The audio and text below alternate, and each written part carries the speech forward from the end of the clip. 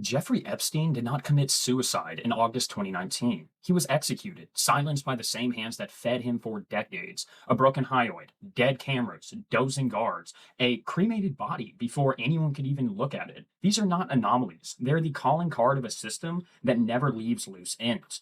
I understand pretty much everyone who is media literate at this point is aware of this, but the undeniable connection between the elites within the United States and pedophilia/child trafficking is undeniable at this point, and something has to change. We seem to be living in a world dominated by despicable elites who hide behind power that is so unimaginable, nothing can be done to stop it.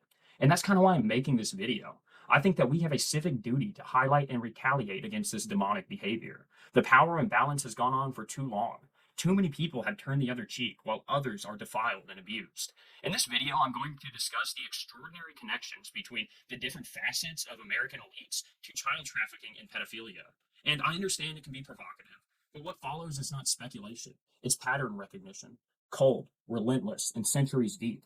From the infant pyres of Carthage to the blue-tiled chambers under Little St. James, the evil is identical. The only thing that changed is the costumes. Now they wear Tom Ford instead of goatskins, fly Gulfstreams instead of riding chariots, and hide behind philanthropic foundations instead of castle walls. The most powerful men and women on earth are not united by ideology or even greed. They are bound by something far stronger, shared guilt, filmed in high definition and sanctified in rituals older than any nation on earth. At this point, this is not a scandal or a conspiracy theory. It is the reality we choose to hide from. This is the operating system of power itself. Thank you for joining me. Cue the intro.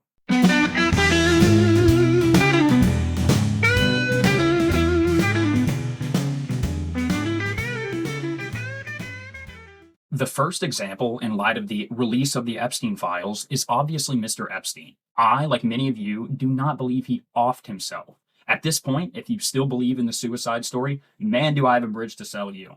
His death was clearly manufactured by the elites in order to cover up an international child trafficking ring. The shut-off cameras, the missing minute of film, the broken bone in the neck, all of these things are not coincidences, and I genuinely believe that every single one of us would bet our entire lives on it. The perplexing thing about this entire operation is not the fact that he is evil enough to do it, or even the complexity and breadth of the scandal. It's the fact that we are so disjointed and apathetic to the point where we allow them to maintain status and power despite literally everyone knowing what's going down. Truly, in my heart of hearts, I believe there is no feasible way for the proletariat to rise up and address this deep-rooted evil. It's not that we don't have power. It's that we have been indoctrinated to the point where we do not care. I remember the Charlie Kirk assassination. The amount of ambiguous or completely bogus evidence they provided was astronomical. I believe both Republicans and Democrats would agree in a sweeping manner that the evidence they provide is garbage for the majority of things. Despite the DOJ presenting the most obviously doctored evidence, and it was hand-selected to appease all of us, simplifying the case down to an easily digestible narrative, no one believed it at all. We all know that the narrative they provide for most things is comically incorrect. This is not unique in our culture. There have been hundreds of other events in our lifetime that have either completely been fabricated or twisted beyond comprehension. The stories, the timelines, the evidence, all so incorrect it seems like a mockery of our intelligence. It is almost as if they are rubbing it in our faces, mocking us with their power, knowing that they can provide the most BS story imaginable, and we will be apathetic and accept it like the sheep we are. This seems to be a common theme in our nation, ranging all the way back from Kennedy's assassination to the weapons of mass destruction hoax to the invasion of Afghanistan. It's unbelievably clear that these people have such inflated egos to the point where they believe they are above any form of repercussions. And the sad part is, we let them. Hell, if I were them, I wouldn't care in the slightest. I bet the crowd, I could tell them, it's raining and piss on their heads. We know that Jeffrey Epstein is not a child trafficking person for pleasure. His actions did not stem purely from sadistic desires. He trafficked them for control, and a majority of us believe it was on behalf of Israel. Little St. James was never a sex island. Satellite imagery and survivor testimony describe a network of underground facilities, a golden dome structure, oddly sharing an uncanny resemblance to some other structure, which I will not say, and a labyrinth of walls lined with cameras that recorded literally everything. It's common knowledge that Epstein used his wealth to procure children for blackmail on the global elite. Everyone knows that. Every act, every participant, every scream was documented in high definition. Those tapes are the true currency of the modern world, guaranteeing obedience from presidents, princes, prime ministers, and oligarchs alike. Again, one of the most blatant loose ends of Jeffrey Epstein's story is his money. Where did his money come from? Well, we do know it came from Wexner, the billionaire in charge of Victoria's Secret. But ask yourself, why? I think to the critical thinker, it's blatantly obvious. Epstein was handpicked and government funded, kind of like JD Vance, allowing him to cohere the elites into owing him something, whether it was monetary or intangible. The $158 million from Wexner, the tens of millions from CEOs, and the elites all accumulated in the most elaborate child trafficking scheme ever.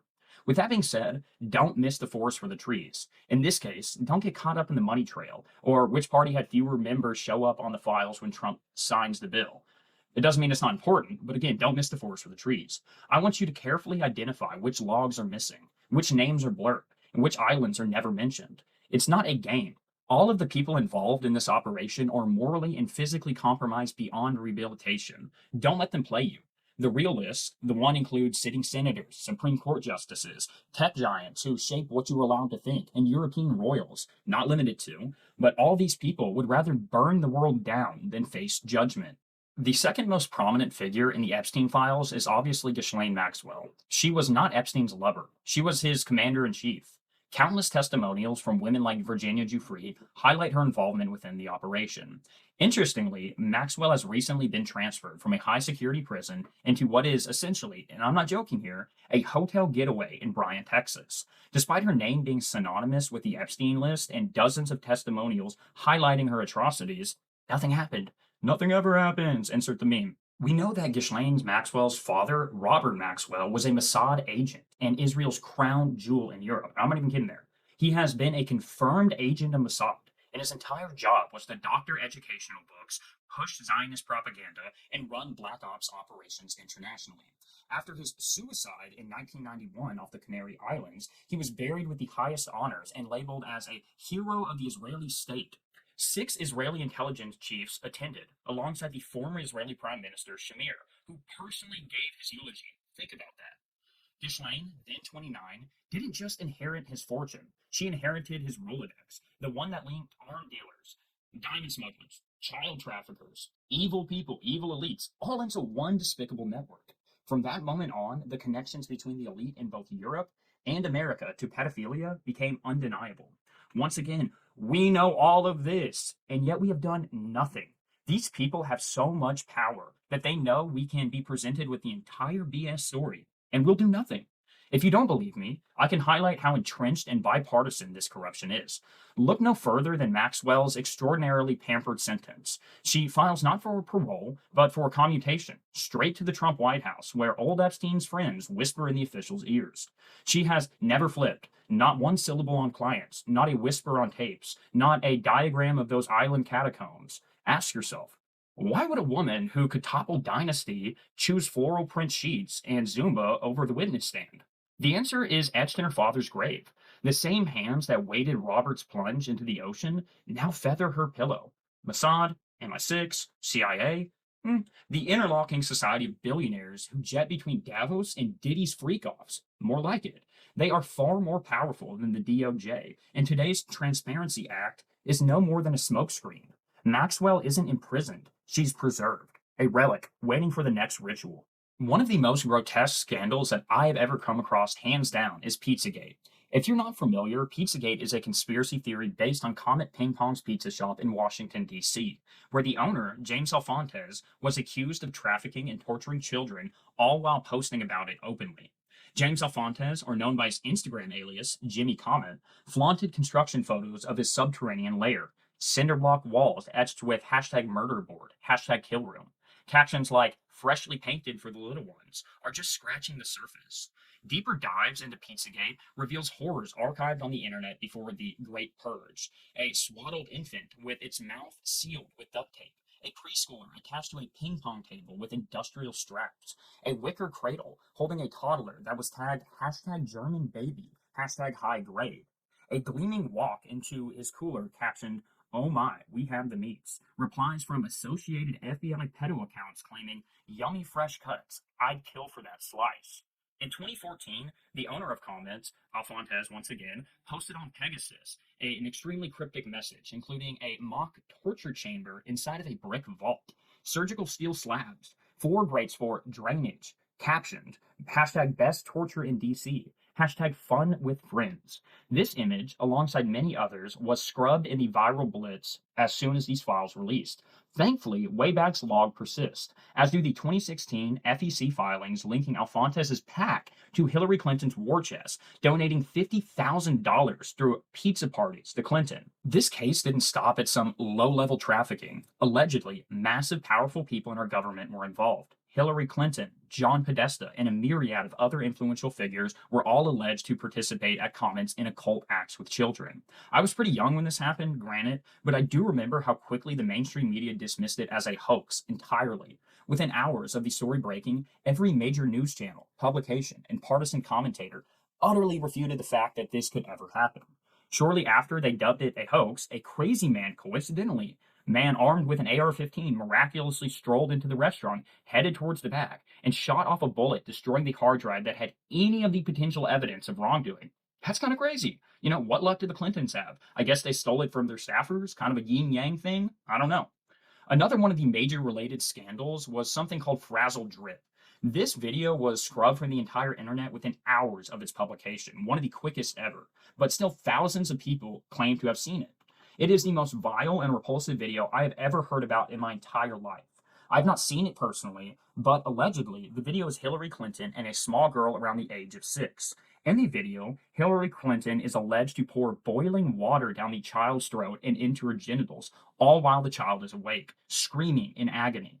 The video allegedly ends with Hillary Clinton, and this sounds crazy, but according to testimony, this is what people say, cutting off the child's face and wearing it as she makes a joke into the camera. I've never seen this video. It has been completely scrubbed from every archive in every corner of the internet.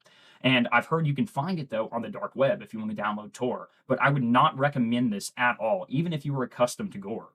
Once again, all of this happened with solid evidence, and no one did anything.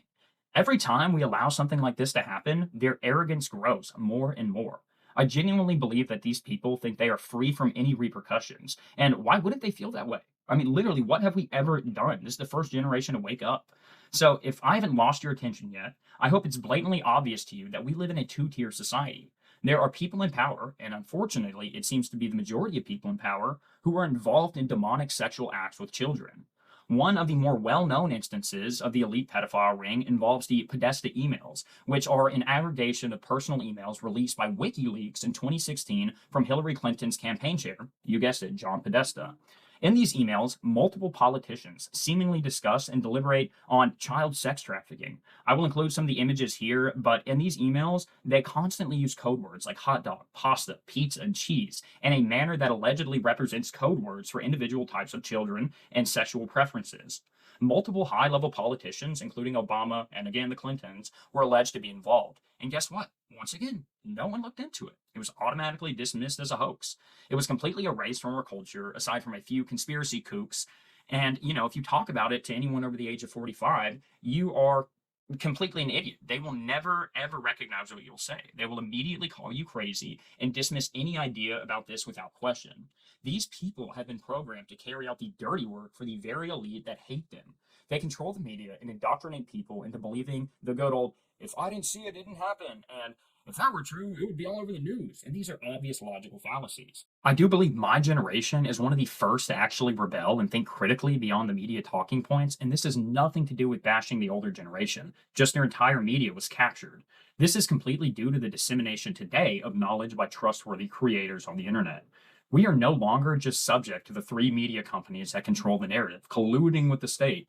This is the first and only time I believe that something could feasibly change, and that's part of the reason I'm making this entire video. In my opinion, one of the more damning pieces in this conspiracy theory is Tony Podesta's art collection. I understand it might seem like a non sequitur, but I believe this is completely relevant.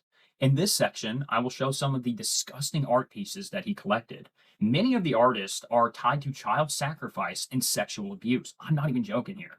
Mr. Podesta has had multiple art shows at his house involving the entire who's who of Washington, including tech moguls and entertainment giants. These demonic photos genuinely make me sick to my stomach, and I will be displaying them right now, so let me know what you think in the comments. But while doing research on this topic, there are multiple news articles disregarding the satanic nature of these photos and calling it art, saying it's subjective and it does not imply anything to the owners, which I do agree art is subjective, but when it's pedophilic, I don't think there's an excuse. It's ridiculous. Once again, I believe this is indoctrination to keep you and I from questioning anything. And once again, you guessed it, it worked. I would never look at my friend the same if they had even one of these images on display in their house at all. This type of behavior is openly evil, yet they keep getting away with it. Podesta actively takes meetings in his living room on news channels, Zoom calls, whatever, with some of these demonic pieces being on full display. Again, they don't care. If Tony Podesta's walls scream confession through canvas, then Marina Abramovich's spirit-cooking dinner invitation to John Podesta is the moment the elites stop pretending the screams were metaphorical. Leaked in the same WikiLeaks dump that exposed Pizzagate, the email is short, polite, and almost trite. Dear Tony, I am so looking forward to the spirit-cooking dinner at my place. Do you think you will be able to let me know if your brother is joining? All my love, Marina. What the mainstream media called performance art and just pig's blood recipes, I'm not joking verbatim, to anyone with eyes that still work, it's demonic. This spirit cooking performance allegedly represents an open advertisement of the actual sacrament these people practice when the cameras are off and children are brought in. Abramovich's own 1996 cookbook, displayed at the MoMA, because why the hell not, instructs the participants to mix fresh breast milk with fresh sperm milk. I'm not making this up. To cut deeply into your middle finger and eat the pain. To write on the walls with pig's blood spells like with a sharp knife. Cut deeply into the middle finger of your left hand and then eat the pain. These are not some edgy art student stunts. They are the exact same rites practiced by every satanic covenant since Babylon, now rebranded for Guggenheim galas and attended by Lady Gaga, Gwyneth Paltrow, and the Podesta brothers themselves. The fact that John Podesta replied, I am seated with the spirits, and actually attended proves the circle is not theoretical. It's weekly. It's filmed. It is the glue that binds the most powerful people on earth irreversibly together.